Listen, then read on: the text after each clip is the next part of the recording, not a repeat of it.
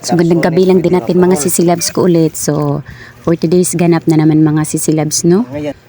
Walang libang ang aking mga junakis at gusto rin nilang sumuot ng carsorol or carsones na dala daw purol ng kanilang ama. So ayun mga sisilabs, pinasuot na nga ng kanilang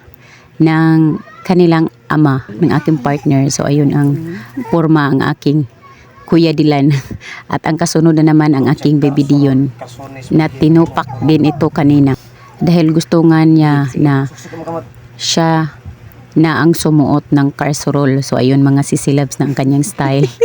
Nakakaloka talaga itong mga bata na to ba. Galigalihin kung anong gagawin na ng mga parents ay susunodin sila. So ayun ang kanyang style mga sisilabs. So ang kanyang forma.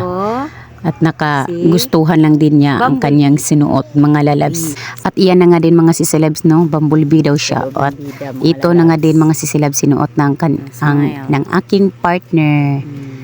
So bagay na bagay lang din sa kanya. So flex lang namin din ito mga sisilabs ko, no? Ang kay ganda-ganda at ang kay unique na pwede din siya magawang purol at saka pwede rin siya